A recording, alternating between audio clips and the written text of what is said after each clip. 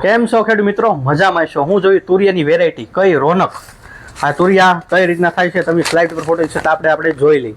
આ રોનક તુરિયા નવા જ આવેલા છે ને તમે ફોટા જોઈ અમારા વિસ્તારના છે, આઈના છે અને ખેડૂતના રિવ્યૂ સારા છે. રેડી તુરિયા અત્યારે ઘણા બધા છે ને આજમાં જોયું તમે માર્કેટમાં તુરિયાના ભાવમાં સુધારો પણ થયો. 30-40 રૂપિયા હારે મતલબમાં સારી ક્વોલિટી આવે તો એના આજના ભાવના રહ્યા છે, કેમ કે આપણે બજાર ભાવનો પણ વિડીયો બનાવીએ છીએ. તો હવે વાત કરીએ આપણે તુરિયા બનાવ્યો હોય, તુરિયાની વેરાયટી બિયારણ તમે આપજો, તમે કોઈ પણ બિયારણ બનાવ્યું પણ એમાં વાયરસનો પ્રશ્ન રહે છે.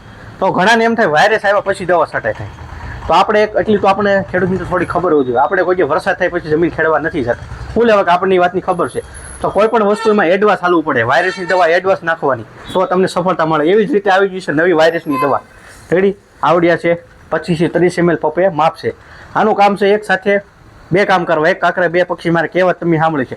એક તો વાયરસ અટકાવે, સાથે જે તમારા ફૂલડા બેઠા હોય ને ફૂલડા ખરતા પણ અટકાવે, કેમ કે આમાં સાથે ઝીંક પણ એડ કરેલું છે. રેડી પછી હારે ફ્લાવરિંગ પણ થોડું ઘણું આપીએ, પણ તમારું જે ફૂલડું બેઠું ને ખરવા પણ ઓછું દે અને વાયરસ ઉપર કામ કરે. તો એક કાંકરે બે પક્ષી મેરા આ કામ સારું થઈ ગયું. હવે બીજું કામ શું સારું થાય કે આપણે બધાનું પાણી ખરાબ છે. જનરલી 90% બધાના પાણીના કૂવાના જે હોય, બોર હોય કે ડાર હોય, પાણી ખરાબ છે. તો એ પાણી આપણું ખરાબ હોય, શાકભાજીની તે તો છોડવો ઉપડતો ન હોય, તો આપણું પાણી સુધરી જાય, દેહ સારું થઈ જાય. તો એ દવા આવે તો સારું લાગે. તો એવી દવા કઈ તો આ એકવા કરેક્ટર વીઘે 500 ml પાવાની છે. 2 થી 3 દિવસમાં ઘણા ખેડૂત મિત્રોએ ખરીદી પણ કરી છે. રેડી બીજા જિલ્લાવાળાને બહારથી ઓર્ડર તો એને પણ ખરીદી કરી લીધી છે. એવી જ રીતે આપણી પાસે DAP ખાતર છે, વીઘે 500 ml દેવાનું.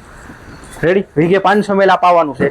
રેડી 1 લીટર 2 વીઘામાં થઈ જાય. અને આપણે કેમિકલવાળું ખાતર નાખીએ છીએ એનાથી આપણી જમીન બગડે છે, નચને બિયાર આવે છે, તો વસ્તુ અલગ છે. આપણે એમાં ડિટેલમાં પણ અત્યારે આપણે પ્રશ્ન જોઈએ તો કાલે ઘણી વિસ્તારમાં વરસાદ પડ્યો, ઉના છે, મોવા છે, પણ પડ્યો શું લેવા કે આપણું વાતાવરણ પલટાઈ ગયું. વાતાવરણ પલટાનું શું લેવા કે પેલા વૃક્ષોની સંખ્યા વધારે હતી અને કપાઈ ગયા છે. આ રોજ આપણે કહીએ છીએ તમને અલગ અલગ રીતે હું તમને સમજાવું છું. સમજાય તો કોમેન્ટ બોક્સમાં કાંઈક ને કાંઈક લખજો. તો વૃક્ષ વાવવાનું બધા માટે ફરજિયાત છે ખાસ કરીને. રેડી વધારે કાંઈ મેં કહેતા નથી. મળશું કાલે એક નવા વિડીયો અને એક નવી માહિતી સાથે.